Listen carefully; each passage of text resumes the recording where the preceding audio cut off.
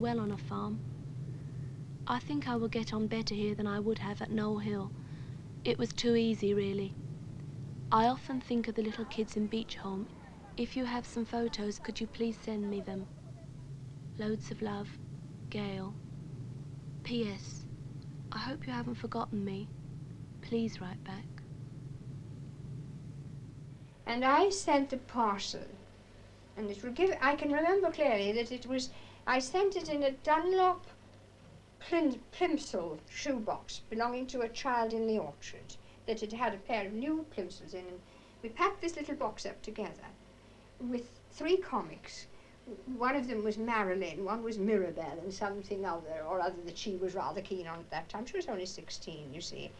And about 2 shillings worth of small sweets, you know, the kind of things you get off what I call a penny tray. And I got a letter back from the headmistress saying, in future would I kindly not send such lavish parcels to Gale, that in future she should have, she had everything she needed, and that in future I was to send things like soap, but under no circumstances talcum powder, because these were all that Gale needed.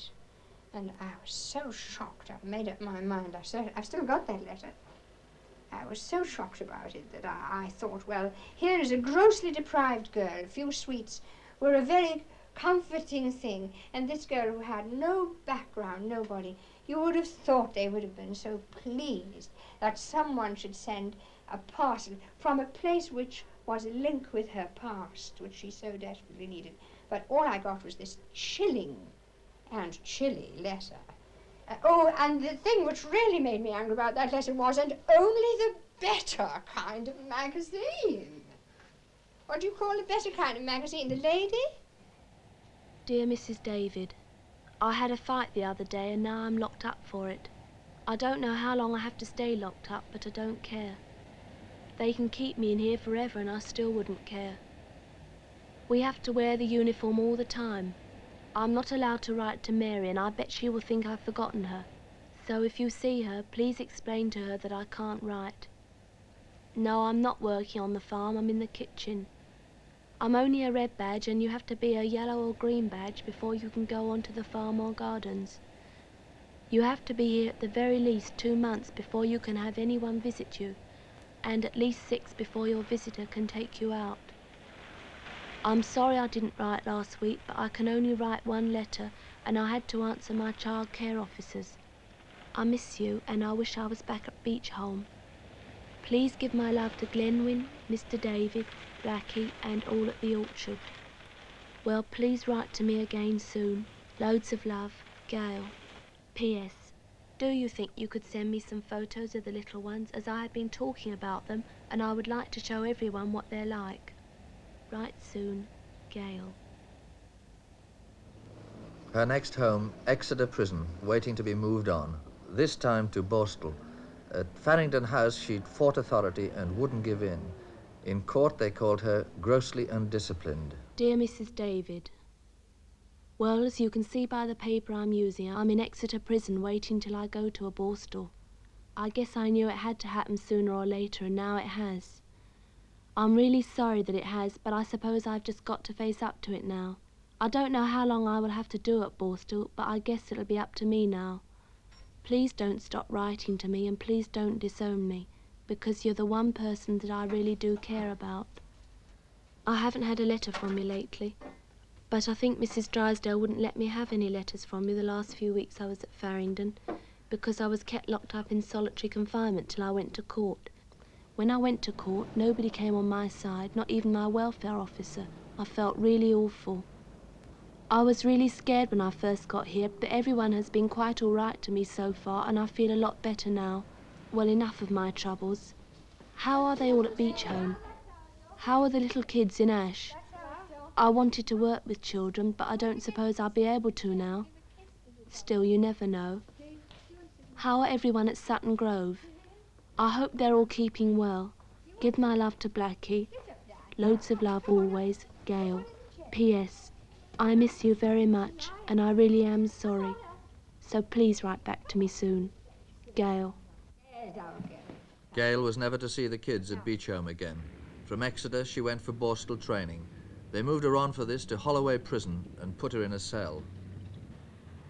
I think that the best and most humane care probably she had from the time she left us was in Holloway. I really believe that that was the happiest and the most humane patch after she left Beach Home. The girl, whose ambition had been to look after children, was now locked up with the women who were later to introduce her to drugs. But Gail knew nothing of the danger at the time. Dear Mrs. David, thank you very much for your 2 letters. I didn't know that you'd been to Czechoslovakia. Why didn't you write and tell me? I was ever so worried. You know what I'm like, always think the worst. It's not too bad here, not half as bad as I thought it was going to be. In a way, it's better here than it was in Farringdon. Anyway, I can have people visit me here, and I can have anyone write to me. I've just been sticking pictures on my wall. I've got some great ones of Twiggy. If you can, I hope you will come and see me while I'm in here. I don't suppose my mother would want to come. Love to Blackie. Loads of love, Gail. P.S. Write soon. I miss you very much.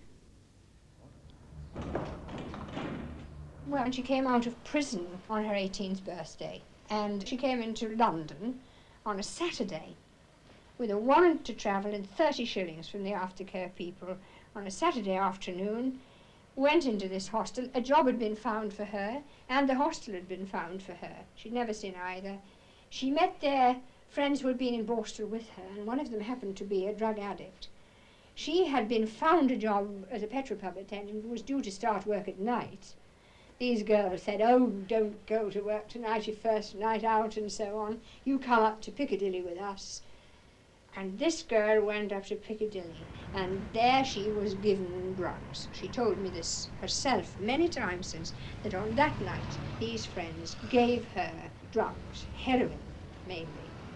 And she returned to the hostel the next day, and she was turned out of the hostel along with her friend on the grounds that they would not keep drug addicts. And they left, and they began to sleep in Piccadilly, and they began to live there and take drugs from people who gave them drugs. And within a matter of 3 weeks, at this very crucial time, no one knew where she was. No one knew anything about where she was. I used to think about it, but I don't think anyone was caring. I know no one was caring because she was only a name to the probation officer. How could she be caring about someone who really was only on the fringe of an enormous caseload? Gail's decline was rapid. A heroin addict living rough in the streets of London can't last long. When she needed sleep, she went to the ladies' lavatory under Piccadilly Circus. She slept in what the women addicts knew as number 1 toilet. After 18 months as an addict, Gail almost died. In Charing Cross Hospital, Mrs. David was told she'd been found unconscious in the street, and the hospital diagnosed septicemia. She'd injected herself with a dirty needle. Mrs. David visited her. It was here in hospital that Gail talked to us 10 months ago when we were making a program about the effects of institutional life. We didn't know then that Gail herself was right when she said that only death was left. During the time that you were in the children's homes, did you ever try to get in touch with your mother? Don't think so. I don't know. I think I did, yeah. Once or twice. Did you meet her in that time? Yeah. How did that work out? Not very well. Why not? I just don't like her. I hate her. I dislike her. You hate your mother? Yeah. Why is that, Gail? She put me away in the first place. When you were in one children's home after another, you were always running away from them, Yeah. wanting to get out. What made you unhappy in children's homes, do you say?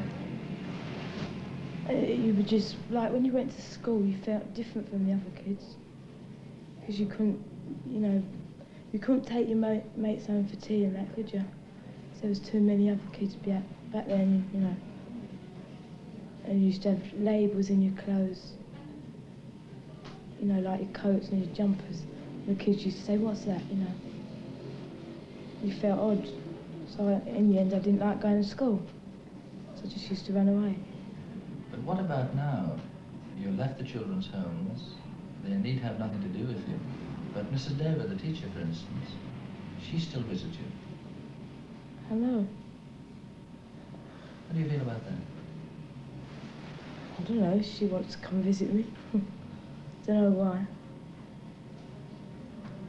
Don't you care whether she comes or not? Well, it's nice to have somebody come visit you, innit? I don't think I'd really care though if she come or not. How have you been spending the last few months before you came into hospital for treatment? Fixing. Fixing? What does that mean? Taking heroin. How did you start on that? When I was in Borstal, they used to talk about it. And when I come out, I just thought I'd try. Where were you living then? Nowhere. Or where did you sleep? Didn't used to sleep in the toilets during the day and then just go down the club and dance at night. You used to sleep in the toilet? Yeah. Sit on the floor and go to sleep. Put your coat around you.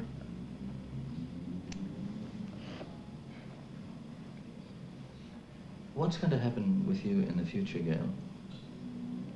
Don't know. Would you like to get married one No. day?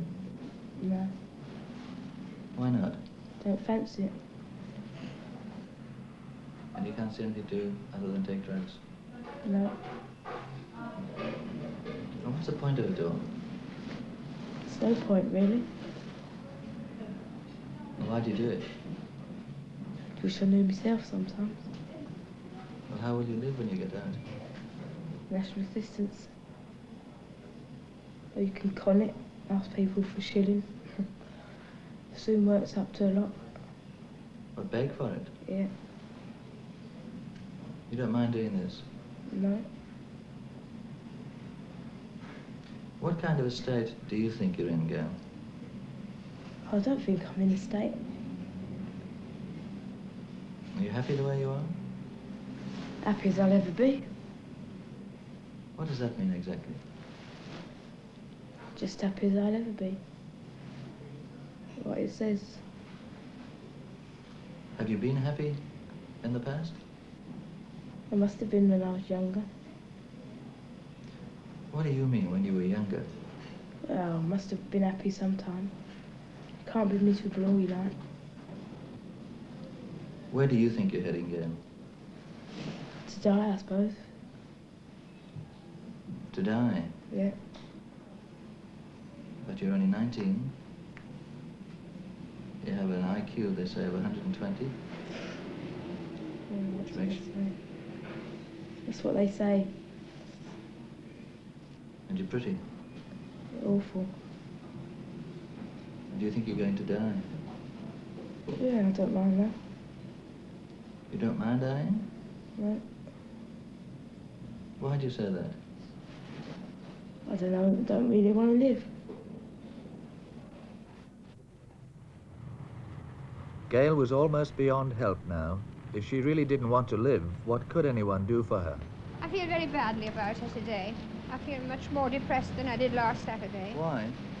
Well, when I came last Saturday, she'd just recovered from the worst part of her illness, and she was cheerful and in bed, and she knew she was too ill to do anything, but I fear she will leave before she's better now. Leave of her own accord? Yes, I don't think she'll stay there until she's better. Why do you say this? She's determined to destroy herself. She's determined. She's completely self-destructive. She doesn't have any will to get better. What makes you say this, that she wants to destroy herself? She does. She doesn't want to live in the world. She doesn't like the world. She doesn't want to live in it. What about her family? Her mother doesn't. She has no father, and her mother doesn't even know she's in here. And if she did know, I'm afraid it wouldn't work. They wouldn't be able to. They couldn't survive a visit. They couldn't survive a 20-minute visit. What do you mean? They would have a row. Well, has she brothers or sisters? No, she's an only child. So she has nobody? She has no one at all. She has no one. She's quite alone. Except you? accept me, but she doesn't really want me. She doesn't really want me.